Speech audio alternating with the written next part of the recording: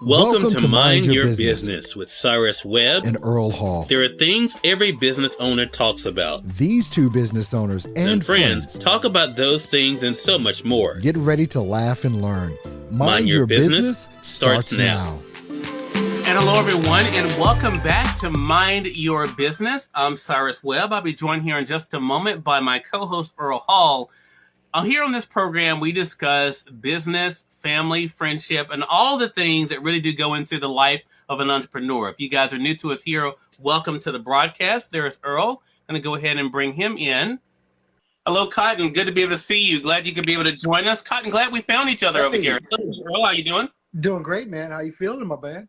I'm doing amazing. Thank you for asking. Amazing. If everyone is not following the two of us, make sure you guys do click that drop-down arrow so you guys can make sure that you follow us both. Both of us have very unique content, except for on Sunday, where we're kind of, for at least for a short time, on the same page. Other than that, who knows what we're going to find over there on his page, but still follow him. Because it's good stuff. Whatever he's posting is good. Earl, glad about today's show. I can't believe we're on episode number 7 already. This is crazy. Wow. That is amazing. That is amazing. So this one, of course, I'm kind of taking the lead in. But you know me, I'm a team player. Wow. So this will be a mutual conversation. You'll notice Earl will talk over me because it's just Earl. But because I'm up here, I'm taking, he has me on stature, but thanks to Instagram, I can rise above him and be here. We will see. So today we're talking about an interesting topic, and we're talking about this in business, Earl, but also in life. Can you have too much of a good thing? And I chose this topic because I've been accused of this. And I think it's an interesting conversation to have. So I'm interested as to your perspective and our audience. I think for some people who have found success, which both Earl and I have found success in our respective fields, a lot of people like to have fun. They like to have, all the trips and, all of the trappings that come with success, right?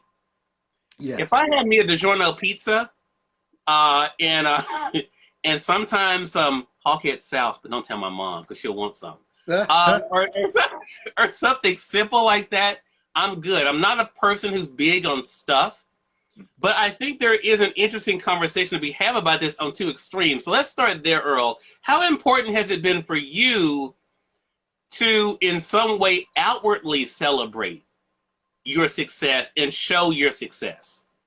Well, the older that I get, I should say, it's not at all like it was.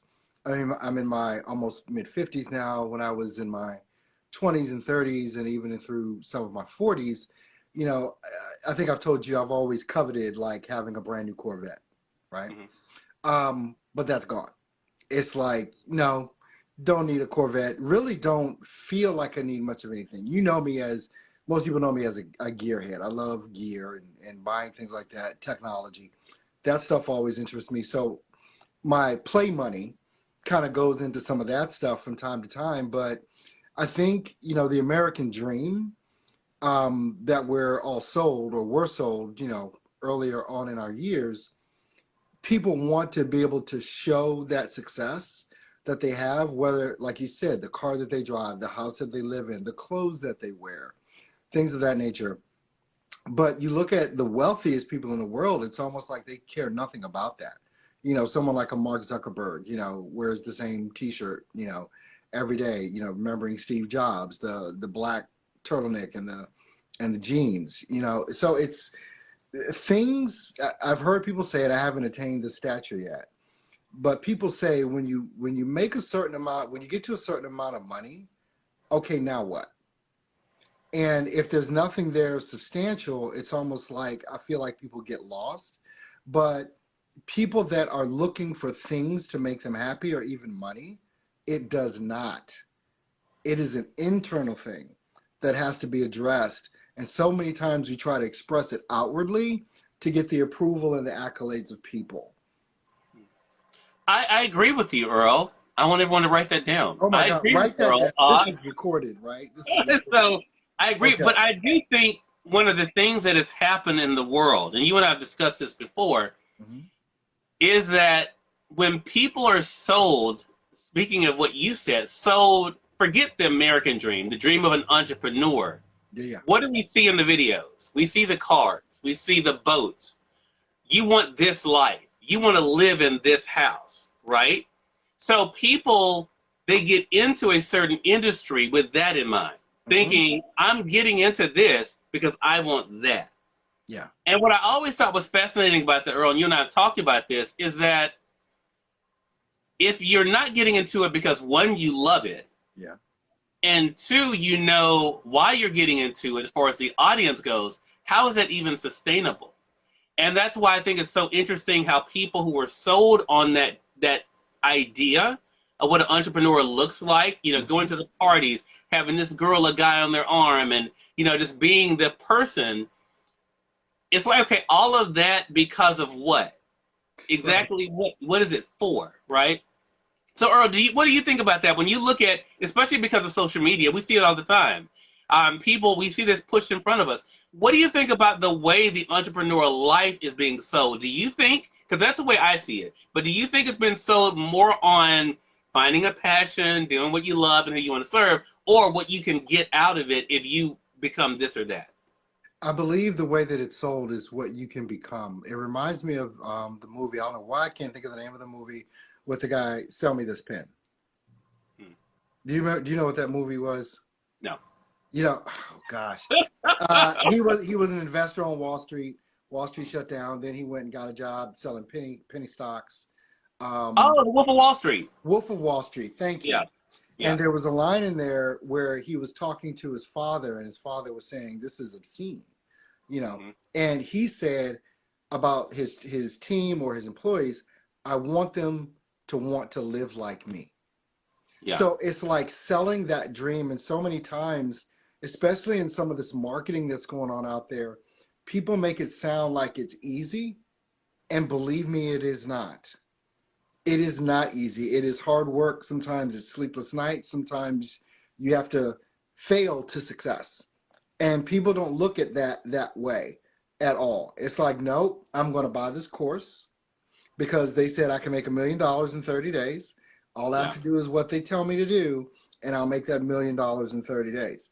Well, first of all, they're not telling you everything that you need to do, you know, but because of your circumstances, where some people's circumstances are, they may not be where they are, and they want to be somewhere else, and they're looking for someone to show them that way.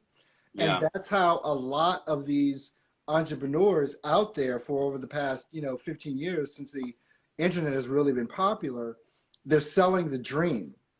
And then people get in there and they can't execute on that because they don't have the skills to do that. And I've seen that so many times. And so these people are getting rich because you don't feel like you're where you want to be. And then you go and you buy that course or you do that thing because you're looking for something that you don't have, and you think that's the answer, but don't realize that there's a whole lot that goes behind it. It's not simple. It is not simple.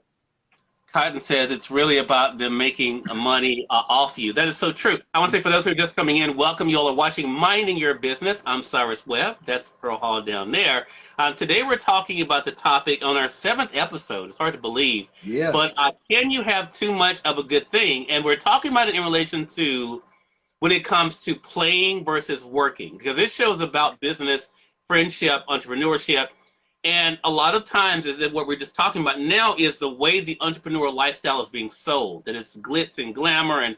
And the funny thing is, Earl, and I totally, again, agree with what you're saying. I'm not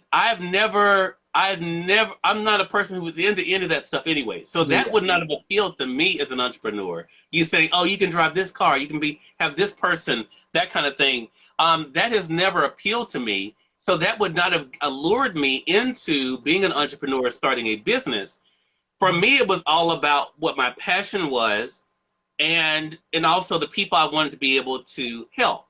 Now, that leads to the other side of this, though, Earl, because one thing I get accused of or people say about me is that, well, you just work all the time. You don't have any fun, which, my work is fun. Exactly. They don't know that because they don't know me on that level.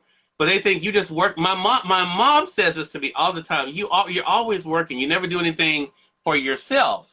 And I think that is such an interesting thing. But again, it's about perspective. So I want to ask you this, Earl, because I've had well-meaning people, and I mean this sincerely, people who have found success in their industry will say, Cyrus, you have to be careful. You don't want to burn out. They've been saying this to me for 15 years. Right. They've been saying, talking to me about understand your joy. They don't understand. Yeah. And so I think it's funny because they do take vacations. They do all this stuff, and they're still not happy. And I think, okay, I'm doing what I enjoy, and I still haven't had this burnout thing y'all been talking about for 15 years. So, but Earl, on a realistic level, because your situation is different than mine. Yeah. How important is it for you as a husband and family man, because that's your situation, to make sure that you're not just work, that you are taking out the time to enjoy what you're working for, but also those that you're doing it with? You have to, people talk about, Cyrus, and we've talked about this, work-life balance. Mm-hmm. I don't believe that. I don't believe in it. I don't think it's something that's attainable or possible. But what has to happen is that you have to set your boundaries and understand your responsibilities. I'm a husband and I'm a father, right? Now, some nights or some days I may work 12-hour days because I'm really into what it is that I'm doing. And there are some days I do nothing, and I'm just around my family. People talk about burnout because burnout comes because of a lack of joy. You don't get burned out by doing what you love to do. That's not burnout. Burnout comes because you're in the middle of a project. You're passionate about the project. You're trying to get the project out. You're working 12-hour days. You've been doing this for a month, and then all of a sudden you break because you haven't taken the time to breathe. It's not your love, your sincere love, but it is a responsibility for what it is that you have to accomplish in a certain time period. Burnout comes from anxiety. Burnout comes because you're overworked. And overworked only comes because you're not really into that for an extended amount of time, right? So now that burnout comes and you implode, you just kind of like, okay, I need a break. I need a break from this. But when you're loving what you do, that doesn't happen. That's why you don't get burnout. Now, me, I would get burnout. I would. It's like, I do love what I do, but I don't want to do it 12 and 14 hours a day. Give me 5 to 6 hours, and that's pretty much what I do a day. It's 5, sometimes 8, depending on what I'm doing. But it's like, I know that I have things I have to do. Like, I have to go pick up my kids from school. I have to take them to work. Now that both of them are working, I've got to go pick up my son in about an hour from work, and then my daughter gets off at 10. So now, what do you do with that? But because of technology, and you've heard me say this before, technology allows me to do a lot. Mm-hmm. I just moved up to the iPhone 14 Pro Max, which are on now. That's why I'm looking so lovely, right now. But these tools allow me to do things while I'm in my car, while I'm sitting waiting for someone to come out. I can be on a conference call and driving for 20 minutes. And it doesn't matter on Zoom. All of us have been on Zoom. I know, Cyrus, you love Zoom. So, having that work-life balance is more, like I said, I don't believe in that. But when I'm working, I'm working. When I'm with my family, I'm with my family. And also, when I need a break from everything and everyone, I take that too. So that I can be re-energized and reinvigorated and get back to doing the things that I have to do the next day or the day after. But you have such a passion and a love for what you do, my friend. And we see it. And I mess with you about it on a daily basis, how much you get excited about what it is that you're doing. A little thing that has wheels on it. Don't give this man something that has a flashlight on it. Okay. But that passion comes through when people see that. Right. So I think people need to really, really take a look at themselves if they're in my situation. And also it comes down to explaining and talking to your family about these things. Hey, I'm really into this, right? Can you give me, can we do that tomorrow? Because I really am into this. And then that understanding comes as long as that communication is there. It is interesting how a lot of this is interconnected, because our very first show was Success is Personal. Yes. And I really believe that even when it comes to the playtime, which, see, in my mind, in my Cyrus Webb way, I have my playtime. It just so happens my playtime is also something I do for a living. You know what I'm saying? Yeah. I can't wait to show y'all tomorrow this new thing that I'm working on. See what I'm saying? My new project where I've goodness. taken, just to kind of give you guys a teaser real quick, because it's still on brand with this conversation. I had an old ceiling fan, Earl, with the globes on it. Yeah. I took those globes and some glasses, some champagne glasses, and I had some pieces of artificial plants. That's all I'm gonna tell you guys. I took those together and I have made a masterpiece. That is incredible. That's all I'm gonna say about that. Now you see how excited he is about talking about that, and nothing that he said was exciting. But he is excited. Okay. Now when you all see it, you're gonna say, "Wow, Cyrus, I get it." That's what you're gonna say. Now he will think it, he won't say it, because then I'd be admitting it. I'm right. But Melissa says, "Look at the excitement." I know, Melissa. I mean, Melissa, Melissa, because you said that, I'm gonna give you a teaser tonight. I'm gonna give you a little flash. I'm gonna give you a flash. Cyrus, what was the thing you were telling me about on Friday? Oh my gosh. There's been so many things. Yeah. But you were telling me about something and it was so basic. Oh my gosh. What was it? I think can't remember. Had a flashlight on it. I think it had a flashlight on it. I can't remember what it was, but I know yesterday I was reviewing another power station, and it also has a flashlight on it as well.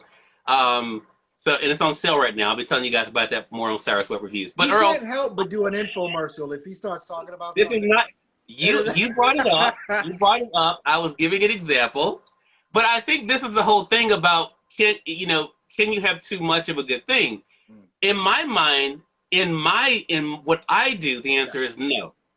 In my mind, in what I do, I want to be very clear in the way I do what I do, because what I'm doing is fun. It is something that I'm able to make a living doing, but it's also something that I enjoy sharing. Now, I've told Earl this and I've told Melissa this. I enjoy it so much, y'all, I have to set an alarm clock to stop doing something so I can make sure I do something else, get something else. I will get so lost in something that I'm like, you know what? If I don't set something, I'll just stay on this one. It happened to me yesterday working in the office. It's like if I don't set those perimeters, and that's why it goes to the point you're making, Earl, about the balance. I think work-life balance can work if it's personal. I think, I think everyone is different. Like for you, that would irritate me, what you have to do. Yeah. Have to stop doing something to do this, and then because that then messes up the momentum for me. Yeah. You know what I'm saying? So it's something I deal with. Sometimes, Cyrus, it is difficult. Yeah. Because I do have to stop. I might be right in the middle of something, but I have this other responsibility as a father and a husband to do that. Sometimes it does irritate me. It's not all the time. Yeah. But sometimes it's like, oh my gosh. Okay. I'm going to just call you an Uber. Okay, be outside the Uber. I've done that one time. Yeah. But it is something. That's why I hope our audience gets this. Which is why I wanted to choose this topic, because for myself, and I tell people, don't think it because I say it. You can't. That's why I wanted to go through the two areas. Yeah. I think you can have too much fun, because really, Earl, the funny thing is, what people think is fun, it's not fun to me. I know. Traveling the world is not fun to me. I know. Being on a boat because what I would be doing is vlogging, interviewing people that are on the ship. That's why I haven't come to see you again. That's exactly why I've not come back to the city. But that's the whole you would make an event out of it.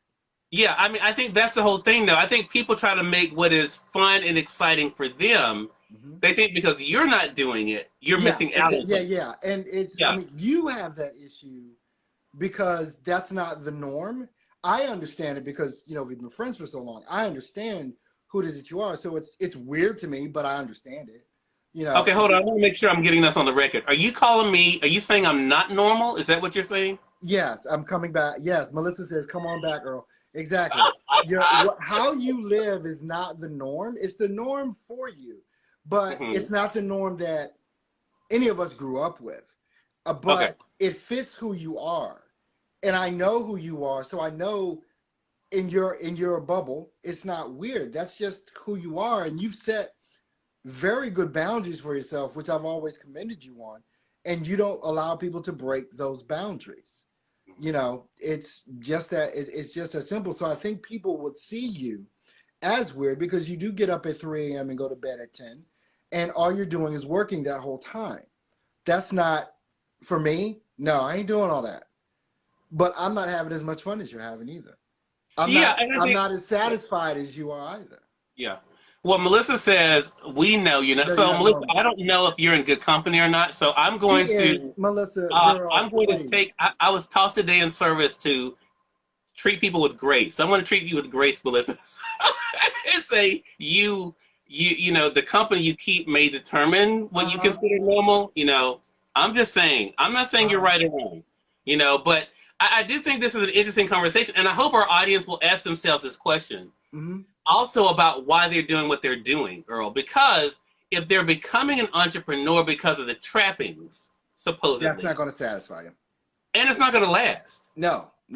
It's not going to last. There's no way that can last. I think my longevity is because I am truly passionate about what it is that I do. And that passion is only increased. It's never decreased. Exactly. You know what I'm saying? So it's only gone up, which I didn't even think was possible, but it has, you know. But I think it's because you do have to get to a point, one, you have to know why you're doing what you're doing it. If you're doing it to have, now, let's go the other direction. Could I have the big car? Yes. Could I live in another house? Yes. Could I eat out? Yes, but it's expensive. And so I choose not to do those things because I don't want to do those things. Not because people think because I make a dollar amount, you're supposed to be doing this. You know what I'm saying? I mean, I think that's the thing. You have to be doing it because it really is for you and your situation, you know, your circumstance. I'm just not that guy. That is not a sign of success for me. A sign of success for me, Earl, is peace of mind. Yes. That is a sign of success for me, as well as a sense of self. And those two things I have. Well, so I have those too, but you're forgetting the money because you have to tag on the money. I know you don't, but for me, you have to tag on the dollar amount at the end. How much money am I making? You know, and it's something I ask entrepreneurs all the time. It's like, what do you do? Well, I'm an entrepreneur, and you know, well, you still have a full-time job, yes. Okay, so when are you going to make a decision, or do you want to make a decision to go all in on what you say your passion is, or is this just a side thing you're going to continue to do for the rest of your life and just talk about you're an entrepreneur, but actually you're not an entrepreneur, not a full-time one. You may have a great product, but being an entrepreneur, there's no safety net, Cyrus. There isn't a safety net for an entrepreneur. An entrepreneur has to make the sale. And that in itself is a big thing. And you've heard me talk about this before too. It's like a lot of times entrepreneurs or freelancers, they know how to do that thing. They know how to do that thing, right? You know, but running a business with that thing, that's a whole nother skill set. Yeah. Whole other skill set, completely unrelated, you know, to that. And without that part is what makes a true entrepreneur, by being a master of that. Because sales, as I said, if you can't master sales, you can't be an entrepreneur. Yeah. You got to be. I'm going to disagree with Earl a little bit on this. Oh, well, time. Okay. I'm going to disagree because I don't think you have to be full time to be an entrepreneur. Because when I started, I wasn't full time. I was making money. Exactly. Same with me. I started. I was part time, but I committed. Yeah. To my passion. But I think that's the thing. I think you can commit, but I think the point you're making is a valid one, that unless you're doing something with that thing that makes you an entrepreneur, you're not really an entrepreneur. But I think, you know, I know people, and the reason why I wanted to say something about that, Earl, the mistake I see some people make is trying to hide the fact that they have to work a full-time job to support them being an entrepreneur at this particular moment. Yeah. And I never want anyone to feel like they have to be ashamed of that. I tell people all the time, if I wasn't making money doing what I do with CMG, I would go out there and get a part-time job at Dollar General stocking. You better believe it. I mean, you remember, Cyrus, when I started before, I mean, this November, Thanksgiving, right? This November is my 5th year. Mm-hmm. Being an entrepreneur, it's my 5th year full time. You remember back when I first started and I was on the bus making videos, when I worked at the bus company in Milwaukee, and you saw me in my little dirty uniform making videos sitting on a bus talking about what I was fitting to do, right? Now, I made videos about it because videos also held me accountable to continue to work as hard as I was working to reach my goal. And my family supported that as well, my wife. But I don't mean to say or make it sound derogative, because I think all of us, you and I included, we started off working full time and did this. And I ran myself ragged because I wanted it. I wanted it. Some days I did not sleep, y'all. Some days I did not sleep because that's how determined I was. And I made a statement to my wife once: if I don't do this now, I think I was in my late 40s. I said, if I don't do this now, because I've been an entrepreneur and lost a business, if I don't do it now, I'll never do it. And I'll resent everything and everyone that stood in my way. I literally said those words. Yeah. Well, this is a great topic. Melissa said something I'm going to say as we wrap up here, Earl. Someone once said, you're not in business until you sell something. And that's it. I mean, so that point, that's one reason why I wanted to say something to Earl, because I never want people to feel, I know people, I had someone who was turning down opportunities that I was presenting to them because she then told me later she worked a job. She said, but I don't tell people I work a job because then they'll look at me a certain way. And I thought to myself, that's part of your story. Exactly. That's part of the story. I worked a job.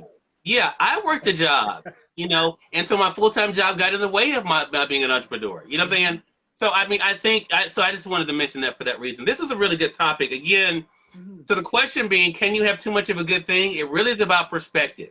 For myself, the answer is no in my life, because what I'm doing is something I enjoy doing and I'm passionate about doing with no regrets. Now, if you're not doing anything, but you're just living the life, then you may have to answer that a different way. Earl, what are your thoughts as we wrap up here? Well, I just want people to know that whoever it is that you are, and I heard you talking about this on an earlier show you were doing today with Dr. Taz, right? And it's like, there's a person that you want to be, but you're not that person right now. But you have to realize how you have to become that person. What are the steps you need to take to become that person? And as you're thinking about, is there too much of a good thing? Just look at your intent and look at the path that you've laid out. And are you taking the steps, right?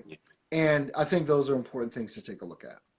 That's a great point. And the great topic. Hope you guys enjoyed. If you guys are watching the replay, would love to know your thoughts about that, especially what Earl mentioned about work-life balance. Also, this is the last Sunday of the month of October, which means the end for you guys of National Book Month. I have mine right here. I see Earl has to turn around to get his. But you need to go. I caught you. My book, Power Your Life with the Positive, you guys see there. Also available now in hardcover, thanks to Barnes & Noble. You guys can get it in hardcover on Barnes & Noble now in the inspiration section. So thank you to Mango Publishing for that. But also you can get my book, Words I Choose to Live By, as well, published by Conversations Media Group. You can get that on Amazon too. Again, as we're wrapping up National Book Month, Earl. And if you want to get an even better book, you can get Steps to Voiceover Success. Well, we thank you all for watching today's episode.